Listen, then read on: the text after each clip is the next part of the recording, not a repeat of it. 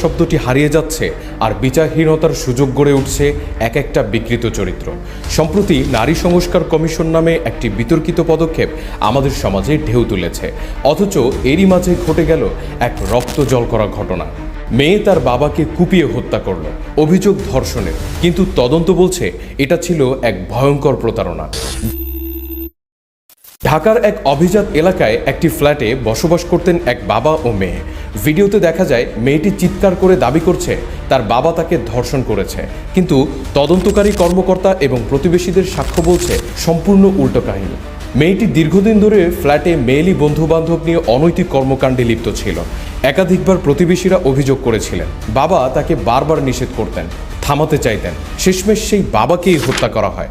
সমাজের শোরগোল, কিন্তু মিডিয়া কেমন যেন চুপচাপ। নারী সংস্কারের নামে এই কি তাহলে সংস্কার? নারী সংস্কার কমিশনের অধীনে যে ধরনের স্বাধীনতা ও উন্মুক্ততার কথা বলা হচ্ছে তাতে কেবল নারীর অধিকার নয়, সমাজের গোড়া নড়ে যাচ্ছে। এই কমিশনের প্রস্তাবনায় বলা হয়েছে নারীরা নিজের শরীরের উপর পূর্ণ অধিকার রাখবে, কার সাথে সম্পর্ক রাখবে, কিভাবে চলবে, কি করবে, এ বিষয়ে কেউ হস্তক্ষেপ করতে পারবে না। কিন্তু প্রশ্ন হলো, যখন সেই স্বাধীনতা একজন বাবার রক্তে লিপ্ত হয় তখন কার অধিকার রক্ষা হলো? এই কমিশনের ছায়ায় মেয়েরা যদি সমাজ ও পরিবারের ভয় না পায়, ধর্মকে উপেক্ষা করে জীবন চালায়, তাহলে আগামী দিনের বাংলাদেশ কেমন হবে? ইসলাম নারীদেরকে দিয়েছে শান্তি, পরিপূর্ণ সম্মান ও নিরাপত্তা। নারী যেন মা হয়ে জান্নাতের দরজা খুলে দেয়, বোন হয়ে নিরাপত্তার প্রতীক হয়, আর স্ত্রী হয়ে শান্তির আশ্রয় হয়। কিন্তু যখন ধর্মের সেই রূপরেখা ভেঙে দিয়ে তথাকথিত নারী স্বাধীনতার নামে অনৈতিক জীবনযাপন উৎসাহিত করা হয়, তখন পরিবার, সমাজ, রাষ্ট্র সবকিছুই ভেঙে পড়ে।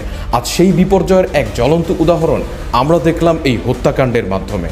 আপনি যদি এখনই না থামেন, এই সংস্কার কমিশন আরও অনেক পরিবারকে ধ্বংস করবে।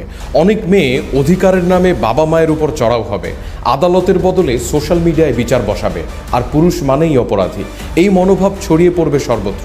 এই কমিশন বাতিল না করলে সামনে আরও ভয়াবহ হত্যাকাণ্ড, পারিবারিক বিভাজন এবং সামাজিক বিশৃঙ্খলা ঘটবে, যা থামানো কঠিন হবে। আমরা দাবি করছি নারী সংস্কার নয়, নারীর নিরাপত্তা ও নৈতিকতা রক্ষায় ইসলামী মূল্যবোধ ভিত্তিক উদ্যোগ নেওয়া হোক। স্বাধীনতা হোক মূল্যবোধের ভেতরে, দায়িত্বের কাঠামোতে, নয়তো আমরা এক অন্ধকার সময়ের দিকে এগিয়ে যাচ্ছি। এই সমাজে বাবা মেয়ের সম্পর্ক যদি আর নিরাপদ না থাকে, তাহলে কোনো সংস্কারই আমাদের রক্ষা করতে পারবে না। চোখ খুলে দেখুন, কান খোলা রাখুন, এখনই কথা বলুন, এখনই প্রতিবাদ গড়ে তুলুন, নয়তো কাল আর কিছুই বলার সুযোগ পাবেন না।